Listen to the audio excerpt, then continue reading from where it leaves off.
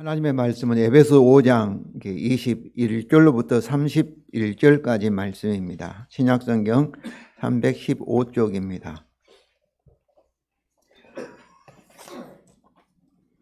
5장 21절로부터 31절까지를 교독하시겠습니다.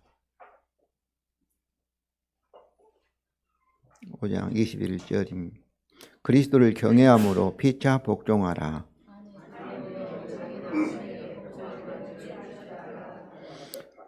이는 남편이 아내의 머리됨이 그리스도께서 교회의 머리됨과 같음이니 그가 바로 몸의 구주시니라.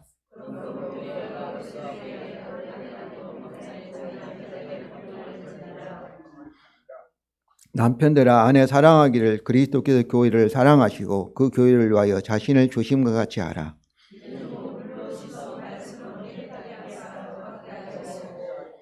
자기 앞에 영광스러운 교회로 세우사 티나 주름 잡힌 것이나 이런 것들이 없이 거룩하고 흠이 없게 하려 하심이라.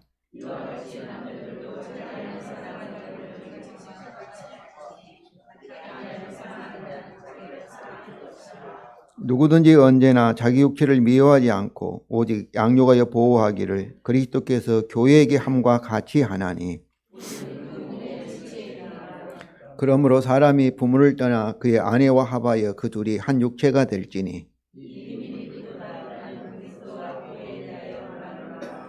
다 같이 읽겠습니다. 그러나 너희도 각각 자기의 아내 사랑하기를 자신과 같이 하고 아내도 자기 편을 존경하라. 아멘. 성도 여러분, 세상에서 우리 인간의 관계에서 가장 가까운 관계는 남편과 아내의 부부의 관계입니다. 자식과 부모의 또 촌수로 따지면 거리를 따지면 1촌이고요. 형제간은 2촌이고.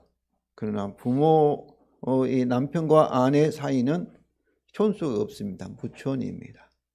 그러니까 가장 가까운 그런 관계라고 볼 수 있지요.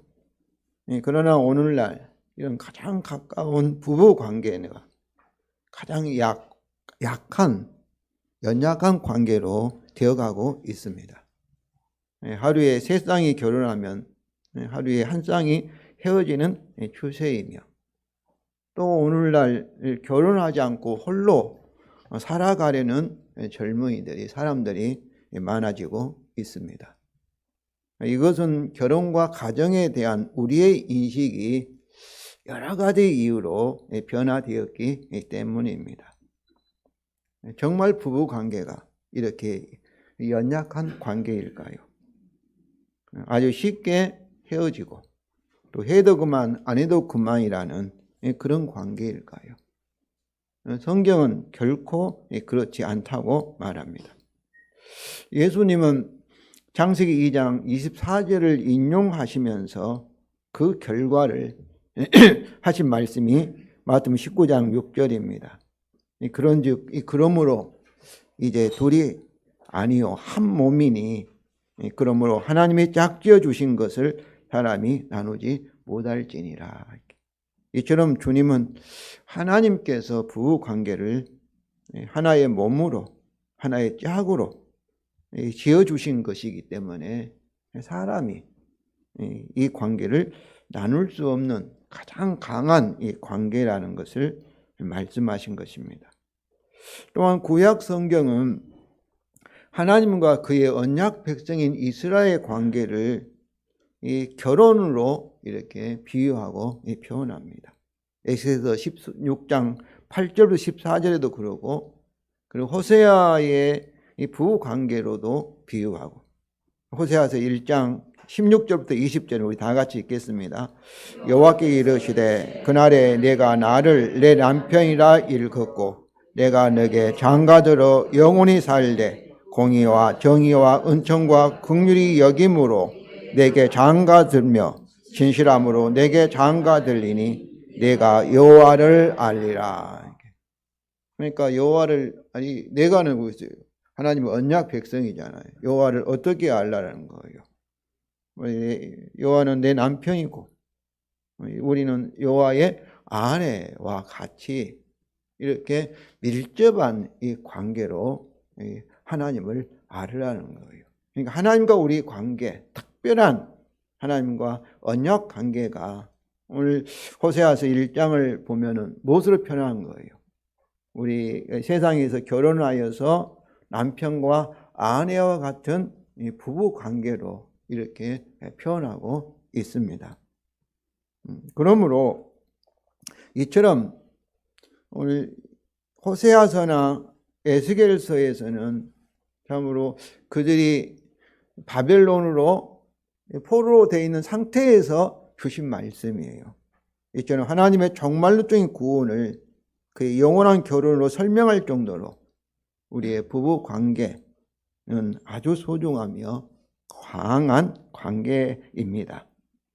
오늘 본문도 그의 복음을 통해서 그리스도와 한 몸이 된 교회의 관계, 저는 이걸 큰 결혼이라고 했죠. 영원한 결혼이라고 이렇게 표현했습니다. 하나님과 우리의 관계라고 볼 수가 있죠. 그리고 이 세상에서 아내들과 남편들의 관계, 이건 작은 결혼이라고 표현했는데요. 이게 모든 권면을 하고 있습니다. 이는 우리의 부부 관계가 그리스도 교회, 하나님과 그의 언약 백성의 관계, 하나된 관계, 특별한 언약으로 하나된 그런 관계를 보여주고 있고 또 비슷하기 때문입니다. 그러므로 성도 여러분, 오늘 본문을 통해서 우리의 결혼의 의미 또 목적을 다시 확인하시며 남편과 아내에 대한 바른 자세를 갖기를 원합니다. 하나님께서 아담을 창조하시고 그 다음에 남자와 여자를 창조하시고 창세기 2장에 보면은 이제 아담이 남자가 홀로 있는 것을 좋지 못하게 보셨는데 홀로 사는 것을 좋지 못하다는 의미가 무엇인가? 이렇게 홀로 있으니까 애롭겠다 우리는 그렇게 생각하는데 여기서 창세기 2장 18절에서 홀로 사는 것이 좋지 못하는 것은 아담과 하나님의 관계를 아는데 홀로 살 때는 참으로 충분하지 않다는 것이죠. 그래서 아담을 잠들게 하고 그 갈릴도로 여자를 만들고 그 둘을 이제 다시 하나되게 하여서 두 관계를 통해서 창조주 하나님과 피조물인 하나님과의 그 관계, 왜냐하면 남편과 아내 관계가 비슷하기 때문에 그 관계를 통해서 아담이 하나님을 알아가는데, 하나님을 섬기고 사랑하는데 홀로 살 때는 잘 알지 못한다는 것이죠. 그런 의미에서 홀로 사는 것이 하나님께서 좋지 못한 걸로 이렇게 생각을 하셨다는 것이죠. 그렇기 때문에 오늘 본문은 남편과 아내에게 권면하면서 그리스도와 한 몸 된 교회 관계의 근거에서 이렇게 권면을 하고 있습니다. 먼저 오늘 본문을 살펴보기 전에 본문 바로 앞에 있는 그리스도를 경외함으로 피차 복종하라는 5장 21절 말씀을 먼저 생각해 보겠습니다. 5장 21절 말씀은 오직 성령으로 충만을 받으라는 주동사를 수식하는 4개의 분사 중에 하나입니다. 그러므로 그리스도를 경외함으로 피차 복종하라는 오직 성령 충만을 받으라는 주동사를 수식하는 동시에, 그러니까 21절이 15절부터 이렇게 21절까지 한 단락으로 이렇게 나눈 분들도 있고, 또 21절부터 33절까지로 이렇게 33절까지로 이렇게 단락으로 구분하는 분들도 많습니다. 여기서 동시에 5장 22절부터 6장 9절까지 가정 내 가사에서 일어나는 일들에 대한 말씀을 도입하는 하나의 서두로 하는 그런 이중적인 역할을 하고 있습니다. 그래서 오늘 본문은 그리스도를 경외할 피차 복종해야 할 첫 번째로서 남편과 아내의 피차 복종에 관하여 구체적으로 권면하는 말씀입니다. 그러니까 오늘 본문의 제목도 그리스도를 경외하여 피차 복종하라, 상호 복종이라고 제목을 정할 수도 있는 것이죠. 이것은 그리스도를 경외함으로 피차 복종하는 관점에서 오늘 본문의 이 권면들을 이해할 것을 요구합니다. 첫째로 아내들에게 자기 남편에게 복종하라는 권면입니다. 아내들의 권면입니다. 먼저 22절 다 같이 읽겠습니다. 아내들이여 자기 남편에게 복종하기를 주께 하라. 원문에는 복종하라는 말씀 명령이 없습니다. 그러나 바로 앞에 있는 21절에서 그리스도를 경외 피차 복종하라는 이 명령에서 유추하여서 우리 번역할 때는 자기 남편에게 복종하기를 이렇게 집어넣은 것이죠. 여기서 피차 복종의 동기는 뭐예요? 그리스도를 경외함으로. 서로 복종하라 이렇게 말씀했지 않습니까? 그러니까 그리스도를 경외해야 한다는 것은 복음을 통해서 만물과 교회의 머리가 되신 주가 되신 그리스도를 이렇게 경외하는 것이죠. 경외라는 것은 그리스도를 두려워하고 그리고 떨며 그리스도를 사랑하는 것을 경외라는 의미인데, 바로 그리스도를 경외한다는 것은 그리스도가 만물의 주가 되고 교회의 주님이 되었기 때문에 주께 하듯과 서로 연결됩니다. 그래서 주께 하듯이라는 것은 남편에 대한 아내의 태도를 나타내지만은 이것은 그리스도를 경외함으로 이 말씀과 연결되기 때문에 주를 위하여라는 의미로서 자기 남편에게 아내들이 복종하는 동기도 될 것입니다. 고린도 4장 5절입니다. 우리 다 같이 읽겠습니다. 우리는 우리를 전파하는 것이 아니요 우리 그리스도 예수의 주 되신 것과 또 예수를 위하여 우리가 너희의 종된 것을 전파함이라. 여기서 예수를 위하여가 예수님이 주가 되셨으니까 주를 위하여 너희의 종된 것을 전파한다. 주님이 뭐라고 우리에게 명령을 주고 있습니까? 서로 사랑하라. 서로 종으로서 섬기라. 이렇게 주께서 우리에게 말씀하셨다면, 우리가 주를 경외한다면 어떠겠어요? 주님을 또 사랑한다면 주의 계명을 지킨다 하지 않습니까? 주를 위해서 주의 말씀에 순종할 수밖에 없다는 것이죠. 이처럼 복음의 진리에 따라 주를 위하여서 자발적으로 서로 종이 되어 섬기는 것과 같이 이것이 정말 주를 경외함으로 서로 복종하는 것이죠. 아내는 주를 위하여 자기 남편에게 자발적으로 복종하라는 것입니다. 성도 여러분, 이것은 아내가 주를 섬기는 하나의 방법이라고 볼 수 있죠. 주를 경외하는, 이 말씀 순종하지 않으면 어떠겠어요? 주님을 경외하지 않는 것이죠. 또 성령 충만의 이 결과이며 그리고 주님의 지혜의 열매일 것입니다. 이렇게 하지 않은 아내는 지혜로운 분이 아니죠. 그리고 성령 충만한 상태가 아니고 복음의 진리에 따라 주를 경외한 자가 아니고 라고 볼 수가 있죠. 그 이유입니다. 23절이죠. 이거 다 같이 읽겠습니다. 이는 남편이 아내의 머리됨이 그리스도께서 교회의 머리됨과 같음이니 그가 바로 몸의 구주시니라.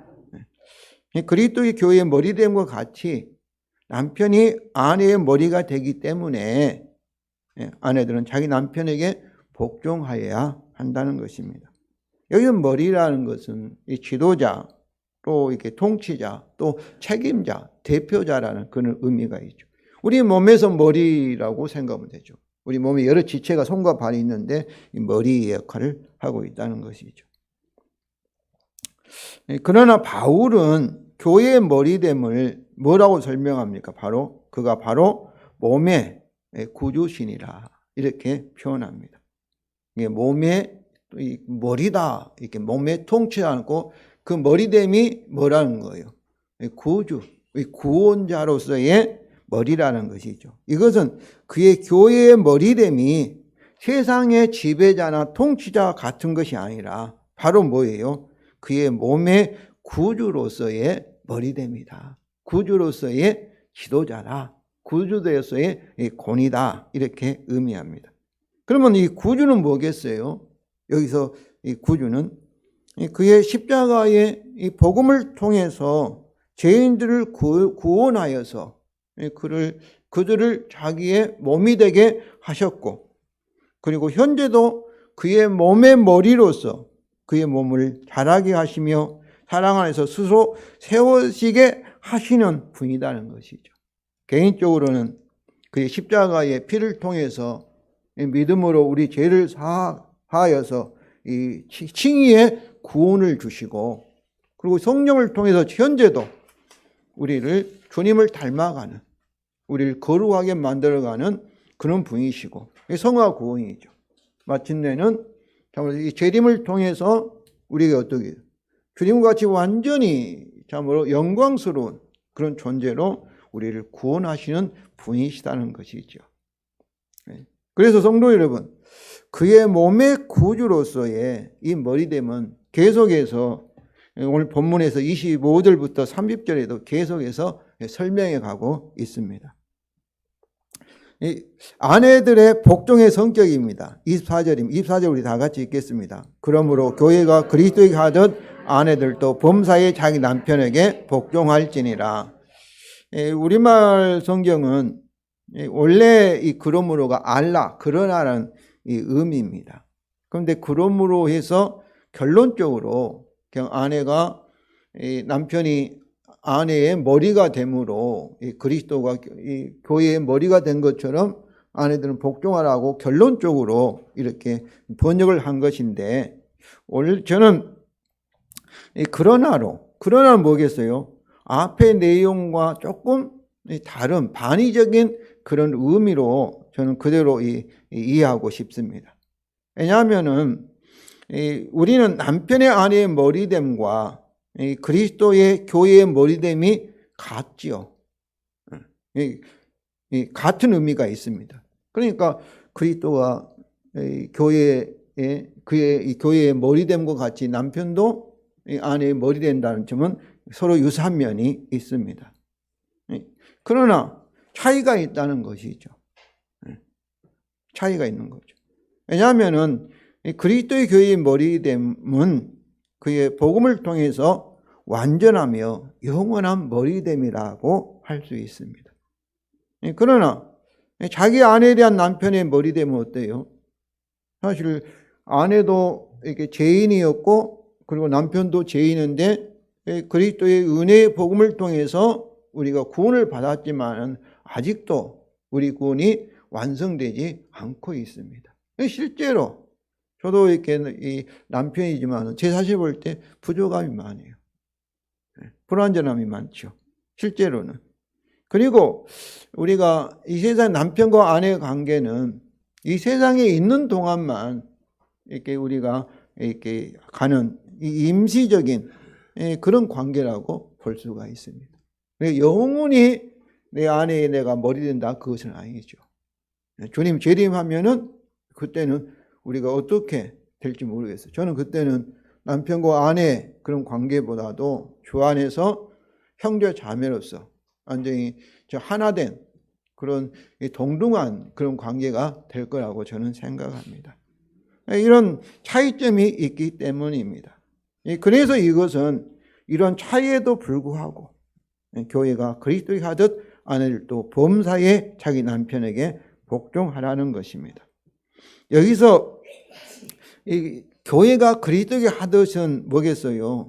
이 교회의 복종이 그의 복음을 통해서 강요된 것이 아니라, 율법적인 것이 아니라 복음으로 인한 마음에서 나온 자발적인 복종이라는 점에서 아내도 자기 남편에게 진심으로 자발적으로 복종하라는 그런 참으로 명령입니다. 이제 남편들에게 자기 아내를 사랑하라는 권면입니다. 25절부터 30절인데 이 아내에게 남편에 대한 이 말씀은 22절부터 24절 3절밖에 안 되지만은 남편에 대한 권면은 25절부터 30절까지 길게 이렇게 나오고 있습니다. 우리 남편들에게 자기 아내를 사랑하는 권면과 이유입니다. 25절부터 27절 우리 다 같이 읽겠습니다. 남편들아 아내 사랑하기를 그리스도께서 교회를 사랑하시고 그 교회를 위하여 자신을 주심같이 하라.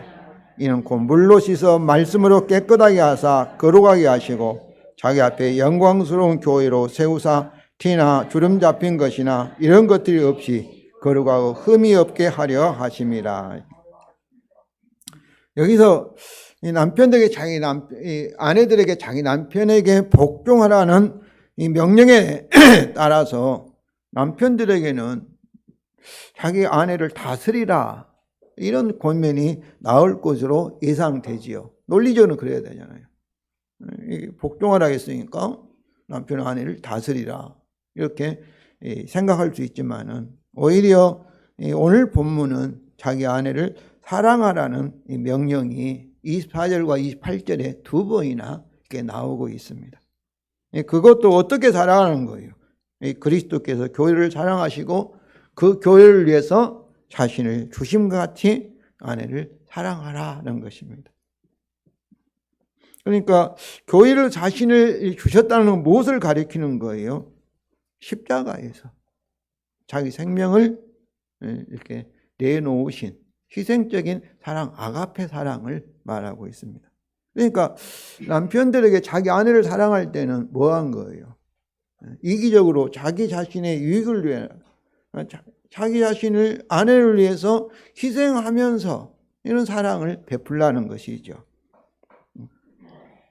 그러므로 아내들에게 자기 남편에게 복종하라는 권면은 남편들이 자기 아내를 위하여 자신을 내어주는 희생적인 사랑을 하라는 권면과 분리될 수 없으며 자기 아내에 대한 남편의 머리됨, 남편의 머리됨, 그 통치도 권위도 자기 주장을 통해서가 아니라 자기의 편리나 이익을 위해서가 아니라 자기의 아내를 위한 자기 희생을 통해서 이루어져야 한다는 것을 여기서 말하고 있습니다. 그리스도께서 우리를 위해서 그렇게 하셨으니까. 그러니까 그리스도께서 우리의 머리가 되신 것은 뭐예요? 구주로서 십자가에 자기 희생의 죽음을 통해서 하나님께서 그를 만물의 머리가 되게 하시고 저와 여러분의 주가 되게 하신 줄로 믿습니다. 그러니까 남편의 이 권위, 아내에 대한 권위도 그리스도와 같이 자기 주장이나 세상 사람들의 그런 통치자와 같이 아닌 거죠. 자기 희생을 통해서 아내를 위해서 자기 자신을 참으로 희생함으로 자기 이익을 포기함으로 이루어져야 한다는 것이죠. 서양에서는 참으로 집에 이렇게 우리가 앉았을 때 어떤 여자분이 들어오면은 남자들은 반드시 일어서야 합니다. 그래서 존경을 표시해야 돼요. 그렇지 않으면 아주 이렇게 참으로 참 무지한 사람으로 그렇게 생각이 됩니다.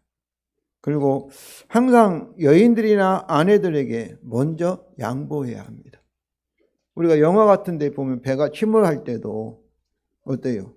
강한 남자들이 또 가장 선장이나 선원들은 가장 뒤에 있고 누구부터 먼저 배에 내리게 해요. 군명정이 내리게 해요. 이 여자들과 어린 아이를 먼저 내리고 강한 자는 뒤에 남습니다. 그리고 생명까지도.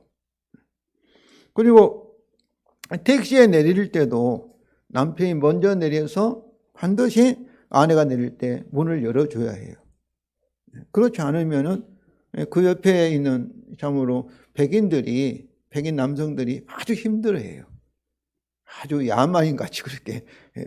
우리는 뭐 그렇지도 않고 처음에 가서는 그냥 내려볼 때 해가지고 기다리고 있었죠. 이렇게 하는데 그들이 못 참아요. 그들 문화가. 그런 문화를 가지고 있습니다.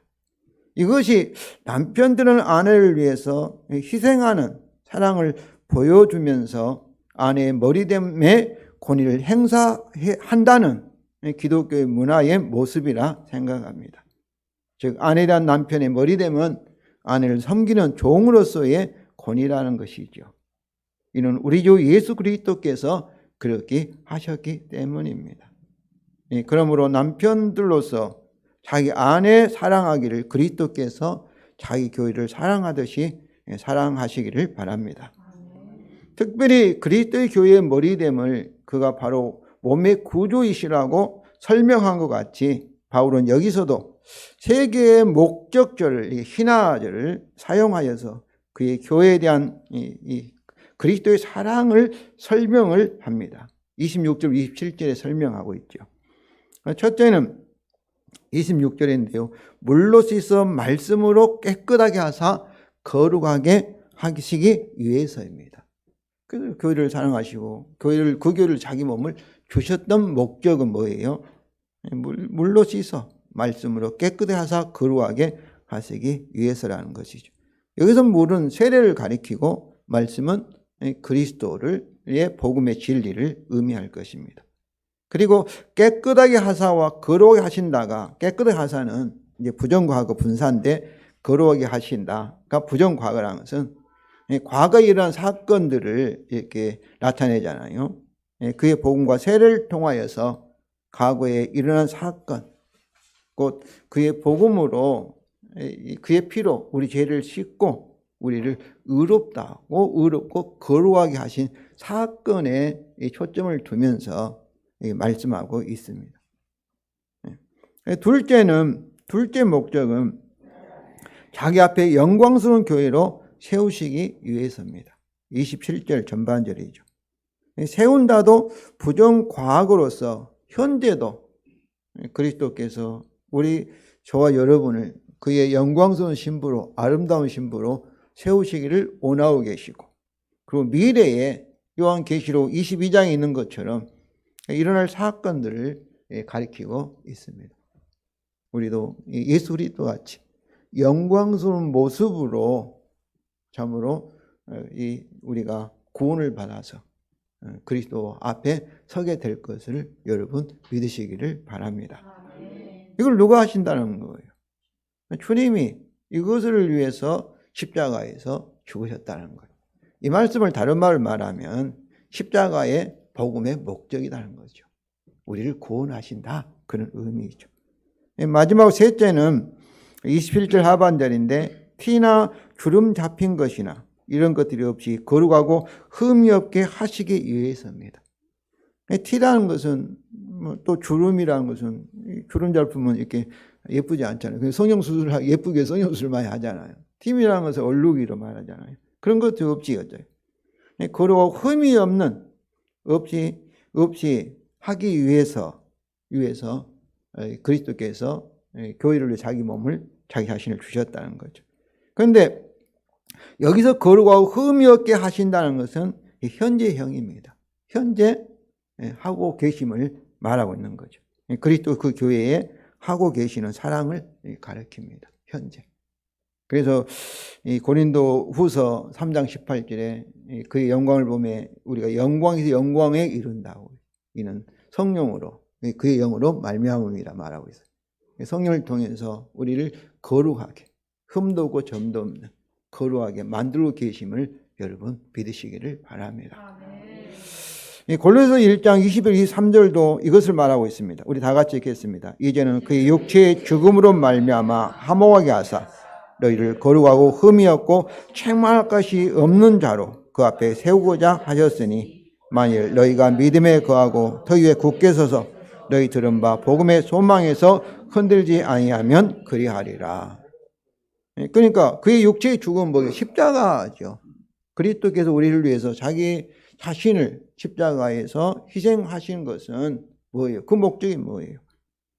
하나님과 우리 사이가 이제 원수가 아니라 서로 화목하게 되어서 사랑하는 사이가 되어서 하나님 앞에 거룩하고 흠이 없고 책망할 거 없는 자, 의로운 자, 완전한 자로 세우고 하시자는 것이 그 목적이었어요. 우리가 이것을 어때야 되는 거예요? 이것을 흔들지 말고 그 복음의 약속을 믿으면 그렇게 될 줄로 믿습니다. 그러면 성도 여러분, 그 복음을 통하여 교회에 대한 그리스도 사랑을 받는 우리는 어때야 되겠어요? 이렇게 지금도 이미 하셨고 그의 피로 깨끗이 씻어서 하나님 앞에 거룩하고 흠도 없고 점도 없는 의로운 자로 우리가 인정받게 하셨고, 현재도 성령을 통해서 우리를 이렇게 참으로 변화시켜 가고 있고, 구원하여 가고 있고, 그리고 마지막에는 그의 영광스러운 존재로서 그 앞에 세울 것을 우리는 믿습니다. 그렇단다면은 그런 우리가 그런 십자가를 통해서 그리스도의 사랑을 받는, 은혜를 받는 우리가 특별히 남편으로서 어떻게 해야 되겠어요? 다른 사람도 피차 사랑을 해야 되겠죠. 이 에베소 5장 2절 말씀처럼. 그런데 자기 아내에 대해서는 어때야 되겠어요? 그리스도가 교회를 사랑한 것 같이, 그리스도와 같이 자기 아내를 이런 희생적인 사랑으로 자기 아내를 사랑해야 된다는 것입니다. 다시 남편들이 자기 아내를 사랑하라는 권면입니다. 28절부터 30절입니다. 먼저 28절 우리 다 같이 읽겠습니다. 이와 같이 남편들도 자기 아내 사랑하기를 자기 자신과 같이 할지니 자기 아내를 사랑한 자는 자기를 사랑하는 것이라. 이 원문에는 이같이 남편들도 그들 자신의 아내를 사랑하기를 빚지고 있다 이렇게 말하고 있습니다. 그러니까 아내를 내가 잘나서 내가 훌륭해서 훌륭한 남편에서 내가 좋은 남편에서 아내를 사랑한다는 것이 아니라 그건 빚이라는 거예요.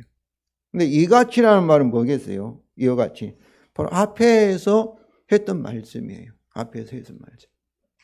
곧 그리스도가 교회를 위해서 자기 자신을 참으로 이렇게 자기 몸을 드린 것 같은, 그렇게 사랑한 것 같이 그리스도 사랑한 것 같이 남편은 아내를 사랑할 빚을 지고 있다 이런 말씀입니다.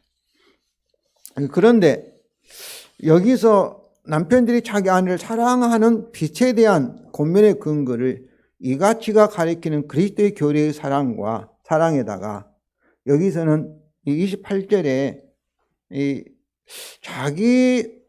사람이 자기 몸을 사랑하는 일반적인 경험을 더하고 있습니다. 29절이죠. 28절 아니에요. 29절. 자기 몸을 미워하는 사람이 있습니까? 다 자기 몸을 사랑하죠. 그러므로 자기 아내를 사랑하는 자는 뭐예요? 자기를 사랑하는 것이고, 자기 아내를 미워하는 자는 자기를 미워하는 것이 될 것입니다. 자기 몸을 미워할 사람은 누가 있겠어요? 자기 아프다면 어떻게 염려 걱정하고, 그것부터가 모든 사람은 자기 몸을 사랑하고 자기 몸을 돌본다는 거죠. 자기 몸을 미워하는 사람은 좀 정신이 좀 이상한 사람이라 볼 수 있죠. 일반 사람이 아니죠. 그러나 보통 사람은 항상 자기 몸을 돌보는 거죠. 이제 그 이유를 29절 30절에 말합니다. 29절 30절 먼저 29절에 왜냐하면 누구든지 언제나 자기 육체를 미워하지 않고 오히려 양육하고 보호하기 때문입니다. 그리고 29절부터 30절 그리스도께서 교회에게 함과 같이 하나니 이는 우리가 그의 몸의 지체이기 때문이다 입니다. 그러니까 누구든지 사람이 자기 육체를 미워하지 않고 양육하고 보호하는 것은 뭐와 같다는 거예요. 그리스도에서 교회를 미워하지 않고 오히려 교회를 양육하고 보호하고 사랑하는 것과 같다는 거예요. 그러면 왜 그리스도가 교회를 보호하고 양육하는가? 그것은 교회가 우리가 그리스도의 몸이기 때문이라는 거죠. 그리스도의 몸이기 때문에. 여기서 우리는 바울과 믿는 모든 성도들을 가리킵니다. 성도 여러분, 저와 여러분 그리스도와 하나가 되었음을 믿으시기 바랍니다. 그리스도의 몸이기 때문이라는 거예요. 여기서 바울은 사람들의 자기 몸의 사랑과 29절이죠. 그리스도의 자기 몸 사랑의 유비를 결합하죠. 이게 같으니까 결합하여서 자기 몸을 사랑한 것 같이 자기 아내를 사랑하라고 남편들에게 권면합니다. 여기서 그리스도 우리 관계도 그리스도 우리를 미워할 수가 없죠. 그리스도가 우리를 미워하면 어떻게? 자기 몸을 미워하니까. 그리스도께서 자기 자신을 미워할 리가 있겠습니까? 성도 여러분, 우리는 그리스도의 몸의 지체들이기 때문에 그리스도는 우리를 사랑하는 것은 뭐겠어요? 그리스도께서 자신을 사랑하는 것과 같습니다. 그리스도 복음을 통해서 사랑의 빛을 쥐고 있는 우리 남편으로서 자기 아내를 자기 몸을 사랑한 것 같이 사랑하시기를 바랍니다. 이제 마지막으로 남편과 아내에게 결론적인 요약적인 권면입니다. 31절부터 33절입니다. 먼저 권면의 근거입니다. 31, 32절로 다 같이 읽겠습니다. 그러므로 사람이 부모를 떠나 그 아내와 합하여 그들이 한 육체가 될지니 이 비밀이 크도다. 나는 그리스도와 교회에 대하여 말하노라. 이 31절이 그러므로 사람이 부모를 떠나 그 아내와 합하여 그 둘이 한 육체가 될지니, 이 말씀은 창세기 2장 24절을 인용한 것입니다. 24절을 인용한 거예요. 그런데 여기서 이 그러므로가 원래는 이게 이것 때문이라는 그런 의미입니다. 이것 때문에, 이것은 무엇을 가리켜? 앞에 있는 우리는 그의 몸의 지체임이라를 가리키는 말씀입니다. 우리 그리스도는 우리의 복음을 통해서 그리스도께서 우리의 머리가 되시고 우리는 그의 몸이 되었다. 포도나무와 같이 하나가 되었다. 그리스도는 우리 남편이 되고 우리는 그의 아내가 되었다. 그리스도 우리는 영원한 하나가 되었다. 특별한 사랑의 언약 관계가 되었다는 것을 가리키고 있습니다.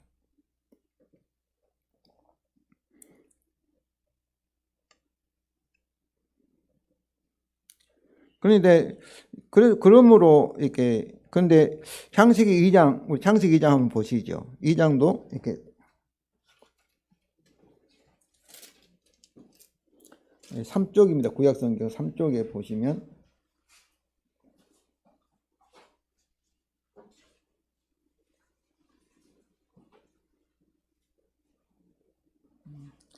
(23절) 2장 23절 24절 우리 읽겠습니다. 2장 23절 우리 다 같이 읽겠습니다.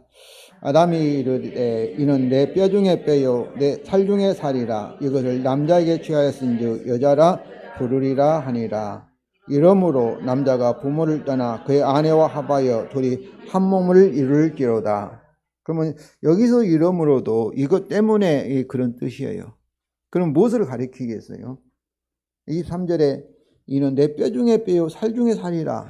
이 아담이 지은 이제 표현인데, 시적인 표현인데, 이 말은 어떤 말씀이겠어요? 하나님이 아담의 갈비뼈를 중에 하나를 취하여서 여자를 만들었는데, 하나님께 그 여자를 아담에게 데려오니까 아담이 이렇게 말하는 거예요. 내 뼈 중에 뼈요 내 살 중에 살이란 뭐겠어요? 이 여자는 내 몸이라는 거죠. 한 몸이다. 왜냐하면 아담이 머리라고 생각하면은 뼈와 우리 몸이 뭐로 되어 있습니까? 뼈와 살로 되어 있잖아요. 그러니까 이 아담이 뭐라고 표현하냐면은 이 여자를 내 몸이다. 이렇게. 내 몸의 지체라. 이게 오늘 이렇게 30절에 우리는 그의 몸의 지체임이라와 같은 상응하는 그런 의미입니다.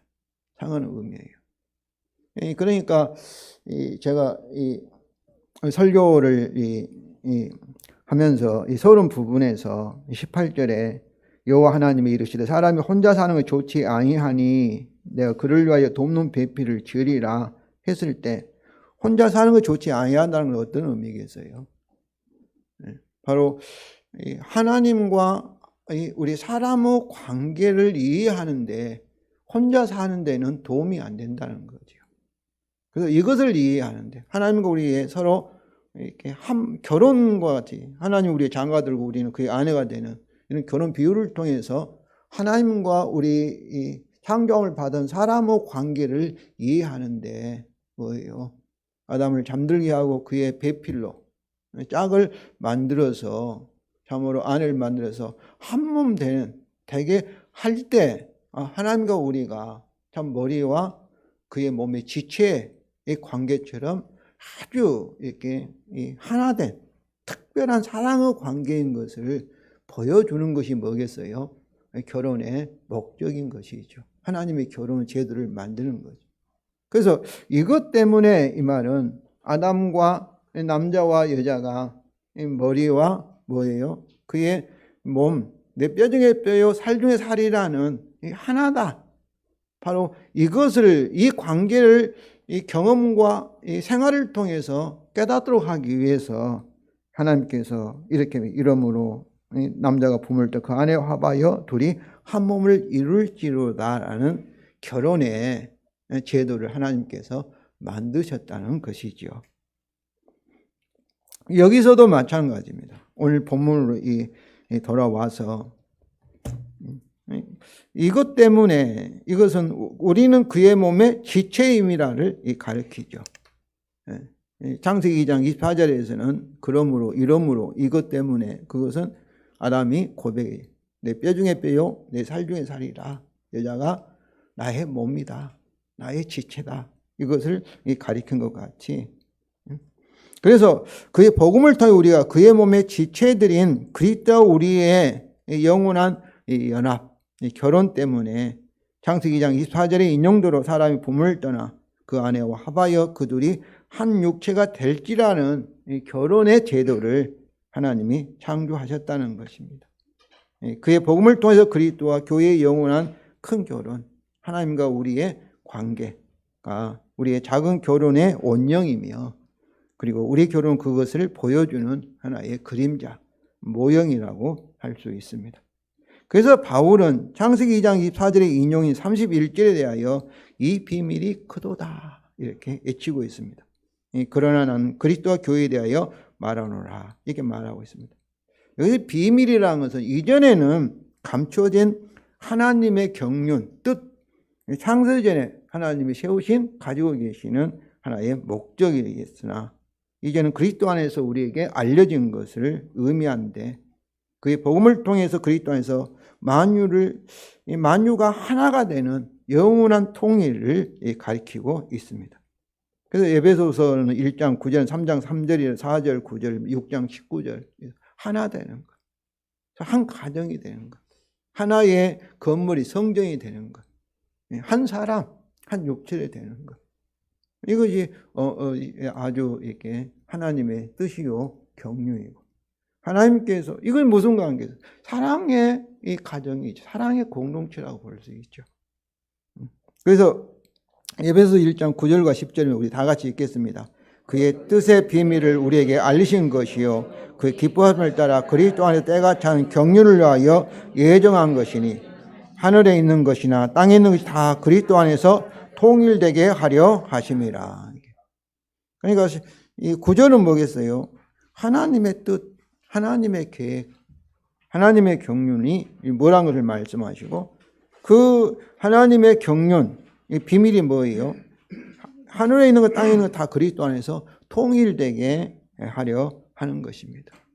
그러니까 성도 여러분, 죄는 서로 분열합니다. 하나님과 우리를 분리하고 사람과 사람 사이도 분리하게 만들어요. 아담이 참으로 이 여자를 보고 내 뼈 중에 뼈, 살 중에 살이라고 이렇게 외쳤지만은 3장에 가서 선악을 따먹고 범죄할 때 어때요? 이제는 자기가 책임지지 않고 여자에게 비난하는 겁니다. 자기가 이렇게 선악을 따먹어서 하나님의 심판을 받을 그 이유가 여자 때문이라 이렇게 해서 사이를 이렇게 분리시키는 것을 볼 수가 있죠. 그런데 우리를 분열하게 하고 우리를 참으로 세상에 있는 모든 악의 이 근원인 죄를 그 십자가 피로 제거하여서 그리스도 안에 다시 하나님께서 계획하시고 하나님의 창조의 목적대로 다시 하나가 되게 하시는 것이 뭐예요? 복음의 목적이고 복음의 비밀이고 하나님의 경륜입니다. 그러니까 우리가 하나 되는 것이 중요해요. 하나 되는 것이. 우리 사람은 죄로 인해서 자기 중심이 이기적이 되고, 그리고 내 가정밖에 모르고 다른 가정이라든지 다른 사회라든지 이런 것은 신경 쓰지 않고 있잖아요. 이 세상이라는 것은. 그러나 이것은 하나님의 경륜과 뜻과 복음의 비밀과는 참으로 복음의 목적과는 달라지는 것이죠. 성도 여러분, 참으로 예수님이 십자가는 우리를 하나 되게 하고 참으로 온수를 담을 헐어서 서로 하나 되게 하고 우리가 이 세상에 사는 동안은 완전한 이런 진짜 연합, 완전한 사랑의 공동체가 일단으로 이루어지지 않을 거라고 생각합니다. 그러나 우리 하나님 아버지께서 원하시고 우리 주님께서 이 하나 되기 위해서 서로 하나 된 그런 가정, 사랑의 공동체가 되기 위해서 이 땅에 오셔서 십자가에 죽으셨다는 것을 아시기 바랍니다.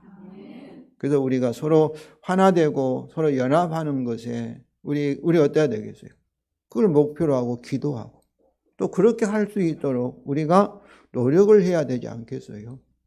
그런데 우리는 쉽게 서로 지리를 위해서 하나님을 위해서 서로 헤어진다 하고 막 그렇게 변명을 많이 합니다. 성도 여러분, 하나 되지 못한 것은 그것은 참으로 우리의 부족함이고 연약함이지 하나님이 원하는 것은 아니고 성령이 하나 되게 하신 것을 참으로 그리스도 예수 안에서 서로 지키시고 그 하나됨을 세상에 참으로 보여주는 것도 뭐예요? 그게 사랑이지 않습니까? 그것이 전도의 가장 중요한 하나의 비결이라는 것을 여러분이 아시기를 바랍니다. 그러므로 이 비밀에서 이라는 것은 그리스도 안에 영혼이 하나 되게 하는 하나님의 목적과 관련되어 있는 창세기 2장 24절에 24절과 그 인용이 31절을 가리킵니다. 이는 뭐겠어요? 이 비밀은 결혼을 통해서 하나 되게 하신 것. 우리 결혼을 통해서 바로 이 사랑의 공동체가 되게 하는 것. 하나님과 우리의 사랑의 관계를 이렇게 계시하는 것을 보여주고 있는 것이죠. 여기서 분명히 창세기 2장 24절과 그 인용 23절은 남편과 아내가 한 몸이 되는 우리의 결혼을 의미합니다. 마태복음 19장 6절이고 고린도후서 6장 16절도 그렇습니다. 그럼에도 불구하고 바울은 우리말 성경에 책략된 이 그러나 대를 사용하여서 창세기 2장 24절과 그 인용이 31절이 그 복음을 통하여 그리스도와 교회의 영원한 연합, 한몸됨의 비밀을 나타내는 것으로도 해석을 합니다. 우리 결혼은 바로 이 하나됨, 이 사랑의 특별한 관계에 하나님과 우리의 특별한 관계를 보여주는 하나의 그림자, 모형이고 우리 결혼의 기초, 또 결혼은 무엇과 같아야 되는 거예요? 온영, 그리스도와 이 구속받은 이 성도들 간의 영원한 연합, 영원한 결합, 영원한 결합의 이 온영이라는 것이죠. 이제 이것에 근거해서 남편과 아내들에게 결론적인 요약적인 권면을 33절 하고 있습니다. 우리 다 같이 읽겠습니다. 그러나 너희도 각각 자기 아내 사랑하기를 자신과 같이 하고 아내도 자기 남편을 존경하라. 이 그러나로 번역된 이 플레이라는 부사는 1차적으로 그러나는 의미이지만은 여기서와 같이 지금까지 남편들과 아내에 대한 권면을 마무리하거나 요약 강조하는 의미로도 사용이 됩니다. 그런데 그러니까 여기서는 그러나보다 그러므로 이게 이제는 이렇게 번역한 것이 더 나은데 좀 이렇게 제 볼 때는 그러나로 이렇게 번역을 해놨습니다. 그러므로 바울은 남편들에게 자기 아내를 이렇게 자신같이 사랑하라고 권면합니다. 여기 이렇게라는 말도 우리말 성경에 생략되어 번역되었지만 원문에 이렇게 했습니다. 이것은 뭐를 가리킨 거예요? 이렇게는 28절과 30절에서 자기 자신같이 아내를 사랑하라는 남편의 권면을 가리킵니다. 그리스도가 그의 몸인 우리를 자신을 참으로 자신같이 사랑한 것, 자기 몸처럼 사랑한 것처럼 아내들도 남편들도 자기 아내를 자기의 몸 자신같이 사랑하라는 것이죠. 즉 이렇게 자신을 사랑한 것과 같이 남편들은 자기 아내를 사랑하는 그런 결론적인 권면입니다. 또한 아내들은 자기 남편을 존경하라고 권면합니다. 여기서 어떤 자기 남편일까요? 이렇게 자신같이 자기 아내를 사랑하는 남편일 것입니다. 아내들은 그런 남편을 존경하며 그리고 죽게 하듯이 주를 위해서 순종하라는 결론적인 권면입니다. 성도 여러분, 오늘 본문을 통하여 우리 결혼의 신성 의미, 그 목적, 하나님이 결혼 제도를 최초로 이렇게 세우신 남편과 아내의 가장 가까운 한몸 되는 관계를 세우신 그 의미와 목적에 대해서 우리가 알았고 살펴보았고 또 남편과 아내의 서로에 대한 바른 자세에 대해서도 살펴보았습니다. 우리는 참으로 전통적인 이 가부장적인 가정 문화 속에서 살고 있습니다. 아직도 우리 어른 세대는 뭐 남자들은 뭐 부엌에 들어가면 뭐 수치라고 생각하고 여자들이 하는 걸 이런 가부장적인 문화지요. 남자들은. 그러나 오늘 본문에서의 남편과 아내의 관계는 겉모습은 참으로 그런 가부장적인 전통을 긍정하는 것 같지요. 그리스도 교회의 머리인 같이 참으로 남편은 아내의 머리가 되다고 말하고 있으니까. 그러나 그 내용은 완전히 다르다는 것을 말하고 있습니다. 즉 아내에 대한 남편의 머리됨은 그리스도와 같이 아내를 섬기는 종으로서의 권위이며, 특별히 마태복음 10장 40일 45절 세상의 권위자와는 다른 거죠. 교회에서의 목사나 장로나 리더는 항상 섬기는, 그리스도께서 십자가에서 종으로서 죄인인 저와 여러분을 죽기까지 섬겼으니까. 빌립보서 2장 6절에서 종이 돼서 종으로서 섬겼다고 말씀하고 있으니까. 그래서 참으로 이 종으로서의 자기의 이익이 아니라 자기 유익이 아니라 아내의 이익을 먼저 생각하면서 아가페적인 사랑으로서의 이 권위입니다. 그 십자가가 이것에 대한 가장 강력한 증거입니다. 성도 여러분, 그 복음을 위하여 서로 섬기는 종의 자세로서 우리의 주님을 위하여서 아내들은 자기 남편이 일시적인 머리됨을 존경하며 순종하시고, 남편을 또 그리스도의 희생적인 사랑과 자기 몸을 사랑과 같이 자기 아내를 사랑하시기 바랍니다. 그러면 세월이 가면 갈수록 부부 사이의 사랑은 식어가는 것이 아니라 계속 깊어지고 강해질 것입니다. 왜냐하면 우리 주님이 그의 몸에 우리의 구주로서 계속 우리를 변화시키지 않게 주님을 닮아가도록 하시기 때문에 세월이 가면 갈수록 뭐 항원 이혼으로 끝나는 것이 아니라 더욱더 우리가 성숙해 가고 성화되어서 아내를 사랑하고 또 다른 사람을 사랑하게 될 것입니다. 이것이 이 새 언약 구원의 축복입니다. 성도 여러분, 천지가 흔들려도 주님은 새 언약대로 우리 참으로 부부 관계, 남편과 아내들에게 그대로 우리를 성령을 통해서 계속 구원하실 것입니다. 확실히 믿으시기를 바랍니다. 우리 여자 성도들만 암이 크고 우리 남자분들은 암이 적을 것 같은데, 그러나 참으로 이렇게 우리가 섬기면은 주께서 기뻐하시고 더 큰 은혜를 주실 줄로 믿습니다.